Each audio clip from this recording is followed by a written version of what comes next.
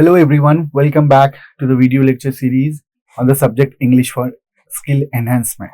So today I'll be talking about internal punctuations. I am Arif Ahammed. I teach English in the Department of SNH, MLR Institute of Technology. So let's see the overview of today's lecture. I'll be talking about basically the definition of internal punctuation. If you remember in previous lecture, I have discussed about the other types of punctuations, right? The definition of punctuation and then types of punctuation, end punctuation as well as word punctuations and few other types of punctuations we have already covered in the previous lecture, right? So now in today's lecture, I'll be talking about or I'll be addressing only internal punctuations. They are important and they're a little confusing also. So I have allocated one complete video lecture on this particular topic. So I'll be talking about first the definition of internal punctuation and types of internal punctuation, and then usage of commonly used internal punctuations. Where do you use them? So these three aspects basically I'll be covering in today's lecture. So let's see, first thing, definition of internal punctuation. So before going into the definition or before showing you into the definition, now I would like you to think about the definition by looking at the title, internal punctuation. So from this only you might get an idea, right? Will you try? Okay, let's see the definition. What is the definition? Now, they appear in the middle or inside of the sentences. So that's why internal. You see, they always appear in the middle or inside of the sentences. That's why they are known as internal punctuation. So you can see here example, the sky was cloudy. So this particular punctuation marks, you can see what is happening. I am using them in between the sentence, right? Inside the sentences. So that's why it is an example of what? Internal punctuation. But on the other side, this is an end punctuation because I am using it at the end of a sentence. These two are end punctuation. But these two are examples of internal punctuation because they are coming inside of the sentence. Now let's see types of internal punctuation. There are different types of internal punctuation. So these are the types. You can see comma, you can see it's the mostly used punctuation marks, internal punctuation. Apart from comma, semicolon, colon, quotation marks and ellipsis. So these are 5 major types of punctuation marks and we see like we use them. The mostly used punctuation mark is comma, but apart from that, all the other punctuation marks also we do use. Maybe not as extensively as comma. So now let's see each of these punctuation marks, internal punctuation. So remember, we are talking about here internal punctuation. The first type is comma. So what is a comma? The most frequently used punctuation marks. You can see this is one important point. But you have to remember here, just because you use them, they might not be correct always. The point here is using them in correct place where actually, they should be used.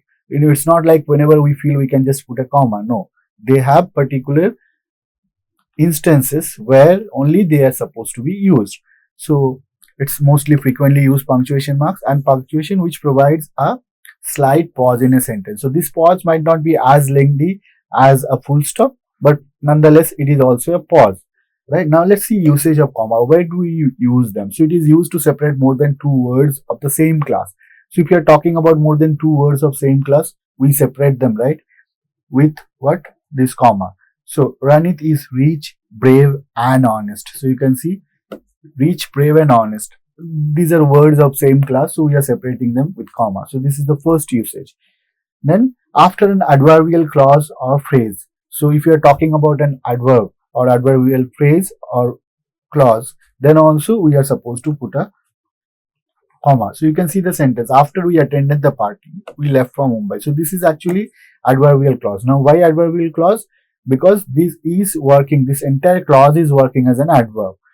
Okay, so here after the adverbial clause also we are supposed to put a comma here. Then in non-defining relative clause. Non-defining relative clause means relative clause you already must have known about, or you already got an idea about what are the clauses and different types of clauses. Now relative clause, you can see these are example of relative clauses. Who celebrated his 70th birthday yesterday? Okay, now these relative clauses are non-defining. You can see non-defining means what? It might not be essential for the sentences. Like my point of the sentence was, my grandfather is a philanthropist. But here I am adding an additional clause, that is relative clause, So it is non-defining. It is not defining the meaning of the sentence. It's an additional information, you can say. So we are putting comma here to separate them, right? So this is an important usage of comma. Now let's see next usage. So when a subordinate or less important clause comes before the principal clause. So if you're talking about two clauses joined, so one might be a subordinate clause and one might be a principal clause. Subordinate clause means, you can see, dependent clause, and principal clause means independent clause. So if you don't go, help me. So this is independent clause. Subordinate clause or dependent clause is coming first. So in order to separate the dependent clause from independent clause, what we are supposed to do? We are supposed to use a comma here. Okay. Next, to separate phrases in opposition. So phrases in opposition, this might sound little new for you. What is phrases in opposition? Describing the same person or thing mentioned earlier. So if we describe the same person or thing that is already being described earlier, they are known as phrases in opposition. Now you can see Sudha, the class representative. So this is what phrases in opposition, because it is giving description for what? Sudha. So these should be separated with comma. You can see after Sudha there should be a comma, and then after the phrase in opposition, the class representative, it should also be within a comma. So that is the usage of comma. Now to introduce direct speech and before a question tag. So whenever we introduce a direct speech, you can see here, this is a direct speech. So before its introduction, I am using a comma here. Madhu said, "You are a good player." Now, next one. Ravi is clever, isn't he? Question tag. So this, isn't he? You already got to know about it. This question tag, right? Isn't he? So here also, what I am doing? I am using a comma before the question tag. So the question tag should be separated from the rest of the sentences. So how will you separate them? By using a comma in between. Now, next one. When a subordinate or less important clause comes before the principal clause. This I already have discussed. Less important clause which comes before. So if you don't go, help me out. This is a repetition. Now, there are a few other usage of comma also. After sentence adverb. So sometimes you see, fortunately, unfortunately, these all works as sentence adverbs. So like why they are called sentence adverb? Normally adverb, what they do? They modify a verb. But these kind of words, fortunately, unfortunately, they modify the entire sentence. So you can see here, fortunately is modifying this entire sentence. That's why they are known as sentence adverb. Now after sentence adverbs also, you are supposed to put a comma. After introductory words and some expressions. So sometimes we use introductory words or expressions like luckily, finally, perhaps, actually, in fact, besides, in a sentence. So luckily, it was not that hot outside today. You can see luckily. So after these kind of expressions, we use what? A comma here. Before a coordinating conjunction in compound sentence. So if you are talking about compound sentence, you already know what is compound sentence. Two independent clauses would be joined by a coordinating conjunction. Now, what are the coordinating conjunction? They are very easy to remember. I have already told you. Fanboys, right? For, and, nor, but, or, yet, so. These are example of coordinating conjunction. So when we use two independent clause, we join two independent clause. They will always be joined by using a what? Coordinating conjunction. So before that coordinating conjunction also, he wanted to go for jogging. You see, this is the coordinating conjunction, right? Just before this, I am using a comma here. So this is very important. After a noun or pronoun in the vocative case. Now, vocative sense means what? When we actually address some person, you can see, Rajesh, come here. Let's eat, grandma. Now, this is also a common example. You can see in the previous, if you want to know about the importance of punctuation marks, this example is used very popularly. Let's eat, grandma. So if the comma will not be there, what will happen? You will end up eating your grandma, right? So these are all called vocative pronoun, like after a noun or pronoun. So Rajesh, you can see after the noun. Sometimes they can be used at the before that noun also. So here grandma is coming at the end. Before that you are putting a comma. Fine. So next type of internal punctuation, that is colon. So where do we use colon? First of all, what is a colon? This is the symbol of a colon. Colon is not used often. We don't use them very extensively, and it indicates a fairly close interdependence between the units that it separates. So it actually used to separate certain units within a sentence, but then the colon also indicates that they are closely related, though we are separating them, but they are closely related. Now let's see.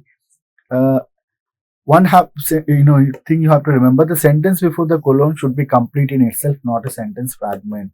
So when you are using a colon, before that, the part that comes before a colon should be a complete sentence. It should not be it cannot be a sentence fragment. That is one important thing you need to remember. Now let's see the usage of colon. Where do you use colon? Indicate that what follows is an explanation of what precedes it. So you can see the example. They have some news about yesterday's match. Yesterday's match, yes, you might have all watched, right? There are many RCB fans as well as CSK fans. So they have some news about yesterday's match. RCB own it. It happened after a long time, but it happened, right? So they have some news about yesterday's match. So what is happening? You see, I am using a colon here because you see, what follows is an explanation. So you can see this is an explanation of this thing. What happened in yesterday's match? RCB won. So this is an explanation. So this explanation and the preceding part will be separated by a colon here. Right? So this is one usage of colon. To introduce a list of items. So when we introduce a long list of items, what happens? We use this colon. Send me the following items. Okay. So you can see, observe one thing here. This part is a complete sentence. It's not a sentence fragment. Okay, so when we are introducing this long list, pens, pencils, notebooks, brush, clips, all these things, we are putting a colon here to introduce a long list. Please remember that. Now, few other usage of colon. Where do you use them? To anticipate a specific explanation of a general statement. So you can see, if we are anticipating a particular explanation of a general statement, then also those two things would be separated by a colon. You can see this car is very expensive. Now this is a general statement. Now I am expecting or anticipating a more specific explanation. So what is the specific explanation? It gives hardly 12 kilometers a liter, right? So now this is a specific explanation. We are separating them by using a colon here. Between two independent clauses, when the second one explains the first. So normally independent clause, you got to know. If we are talking about two independent clauses, they would be joining by a coordinating conjunction. And before that coordinating conjunctions, what we are supposed to use a comma. But see here, it's a little different. Okay, we can use a colon also between two independent clauses, but there is a condition. What is the condition? When the second one explains the first. So two clauses should be like explaining. You can see the example here. He was right. The day was too humid. So you can see the second one is the explanation of the first one. He was right. So why he was right? Or about what he was right? The day was too humid. I'm explaining this, what exactly he was right on, which aspect exactly. So that is an explanation. So I am using a colon here. So please remember, independent clause, normally we use a comma, but when the second clause is a direct explanation of the first one, instead of using a comma, we use only colon. We don't need to use a coordinating conjunction also in that case. Now, before a long and formal quotation. So if we are introducing a long and formal quotation, just before the quotation also we should put a colon. The popular politician once said, with power comes great responsibility. But unfortunately, I am doubtful whether any politicians realize this today. But yeah, this is an important quote. The popular politician once said, with power comes responsibility. So you can see I am introducing a long quotations here. So I am using a colon in here after this part. Fine. So now we'll be talking about semicolon. What is semicolon? Semicolon, it signifies a long pause in a sentence, and the pause is greater than that which is created by a comma but weaker than a full stop. So remember here, semicolon also indicates a pause, and the length of the pause would be greater than a comma but weaker than a full stop. Now let's see, where do you use semicolon? You already know the symbol of semicolon, dot and then comma. Usage of semicolon. Where do we use? To separate main clause in sentence not joined by a conjunction. So if we are separating two independent clauses, when they are not joined by any conjunction, then we use what? We use a semicolon. You can see, behave yourself well. There all the honors lies. So two independent clauses, what I'm doing, I'm joining them, but I'm not using any coordinating conjunction. So I can just simply put a semicolon here. She is a good writer. She has published several books. Again, two independent clause. I am not using any coordinating conjunction here. So I am separating them by using a semicolon, right? Let's see few other usage to separate parts of a sentence which has many commas. Now sometimes normally in writing or in speaking we won't be using this kind of sentence structure, but sometimes let's say if we want to include many information in one single sentence, we might have to use this kind of sentences. So you can see these sentences is full of information. Our team for the cultural competition consists of Ravi of 6th class or class 6 from Medak. This is two information in fact. Three information: name of the person, the student, class, as well as from which place he belongs. Apart from that, again another information: another person, another class, another place. So you can see these many informations. So what is happening here, you can see I am using comma as well as semicolon. So comma means you can see all the information about Ravi, I am using comma.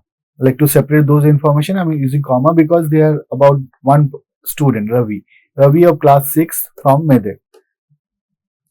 But here, I am going to give information about a different student, Venu, of class 9 Nalgonda. So I am separating this with a semicolon. Fine? Now, next usage. Between main clauses joined by connectives or conjunctive adverb. So what are the example? You can see besides, however, moreover, therefore. These are all examples of what conjunctive adverbs. So I do not need that bike. Besides, it is too costly. So whenever we are using these kind of conjunctive adverbs, we are supposed to use a semicolon before that conjunctive adverb. So beside is the conjunctive adverb here. You can see I am using a semicolon here. So next, punctuation marks. Please remember we are all talking about internal punctuation. They all come inside of the sentences, right? Now let's see quotation marks. So quotation marks, sometimes we use single quotation, double quotation. Mostly in British usage, we use single quotation. But as per American usage, they normally use double quotation, right? So what is a quotation mark? That are put commas that are put upside down. You can see commas, the upside down position we put them. Okay. Above the line of writing. They can be single or double. Now British usage, single quotations are used. In British usage, single quotations are used, and in American usage they are usually double, right? Now usage of quotation marks. Where do we use quotation marks? This is very important. Now in a direct speech, you know what is direct speech? Direct speech is like when something is being said directly by that person. We don't alter anything in that sentence. So you can see this is an example. He said, I am busy. So who said? Now this I is not me. This is he. But I am using a quotation here. And it's a direct speech because this is the exact thing that he said. So this direct speech, I am including it within a double quotation or within a quotation mark. You can see here. To enclose title of stories, poems, plays, essays, articles, etc. also we use quotation marks. So you can see Gitanjali. Now this is a name of a book written by Tagore, right? So I am separating it or I am marking it with quotation mark. Now few other uses: to enclose a word or expression that is being defined. So sometimes what happens, we would like to give explanation or definition of a particular word. So the word Penaka means remedy of all diseases or troubles. So you can see to enclose a word or expression that is being defined. So in this sentence, I am defining this particular sentence, a word, right? So this word is actually coming under a quotation mark. So this is also very important. To mark quotation. Now this is the most common and direct usage of quotation marks. So John Keats said, a thing of beauty is a joy forever. So whenever we are introducing a quotation, means let's say quotation is what basically? Something that is being said by some famous person. So a thing of beauty is a joy forever. This is a quotation. This was being said by whom? John Keats. He was a famous English poet. And I am marking it. I am enclosing it within quotation. Fine. So I hope it is clear. Now next types of end punctuation, that is ellipsis. Now ellipsis is putting three dots, but normally we don't count the dots, do we? We sometimes put more than one dot in our messages, in our writings, but then we actually don't count. Sometimes we use 3, sometimes we use 4, 5, right? But please remember, ellipsis is exclusively 3 dots, right? So what is ellipsis? Ellipsis is the practice of leaving a word or words in a sentence when they are not necessary for understanding. So let's say there is something in a sentence, within a sentence, which is not required or which is not essential for the understanding. So we can simply omit them. Why to write them and make the sentence unnecessarily lengthy? So instead of writing those words, we can simply put 3 dots. So let's see the usage of ellipsis. Where do we use them? After a break in a speech. So if we are giving a speech, so after a break, we can use a ellipsis. So the house caught fire. Then obviously, let's say the speaker was taking a break. He might be saying something after taking a pause. So to indicate such break also we use ellipsis. Okay, as an alternative to etc. Sometimes instead of using etc. we can simply use ellipsis. But please remember ellipsis is exclusively 3 dots, 1, 2, 3. Now you cannot use 4 dots or 5 dots. So you see the example here. I bought fruits, nuts, rice, breads, water, etc. Instead of using etc. I am using ellipsis. Right? Now there are other usage of ellipsis. You can see when a word or phrase of a quotation is omitted. Now normally sometimes we use a quotation. Now quotation might be very big, right? And it's very difficult to write that big a sentence. So what we do, we use ellipsis to omit a particular part of the sentence. Now you can see here, stone wall do not make a prison, then 3 dot ellipsis. Now actually the entire quotation is like nor iron bars a cage. The exact quotation is stone wall do not mark a prison, nor iron bars a cage. But I don't want to include this. Okay. So I can simply omit it by putting 3 ellipses. To make a longer pause in a dialogue. So when we want to make a longer informal kind of pause, we use ellipses. Come here. Try to understand me. So you can see it's a long pause. Come here. After that, I am taking a long pause and then I am requesting the other person. Try to understand me. Ellipsis is used to show that a speaker has been cut off abruptly. Now let's say if I am using an ellipsis, what you need to understand is the speaker was actually stopped abruptly all of a sudden. Whatever you do, don't. So what happened? Don't means there is something which is there, but the speaker might have been stopped abruptly. That's why he or she couldn't complete whatever he or she was saying. So that kind of abrupt stoppage is being actually indicated by 3 ellipses, 3 dots, which is known as ellipsis. An ellipsis is used to indicate a trailing of a speech or thought. So what is trailing of in a speech or thought? We could do this or maybe that. You can see trailing off. We are not sure. We think. We keep thinking. So that kind of thoughts also we could actually indicate by using ellipsis. So you can see we can do this or maybe that. So this is an example of ellipsis. In these kind of instances also we use ellipsis. They indicate trailing of speech in a speech or thought. Now let's see the takeaway points of today's lecture. So basically we got to know about internal punctuations and where are they used. They are basically used inside of the sentences, right? Within a sentences, and then they indicate pause to or perform specific functions to enhance the clarity of meaning. So like other punctuation, internal punctuation also indicates either pause or they actually perform certain specific function. For what? To add clarity to the meaning. And then the last takeaway points, you can see there are mainly 5 types of internal punctuations. So that are used for various purposes in various contexts. Okay. So I hope you understood about internal punctuations also. Well, now with this you got complete idea about all the punctuation marks. Now hope from now onwards you would be careful while using punctuation marks in your writing as well as when you speak. Thank you everyone.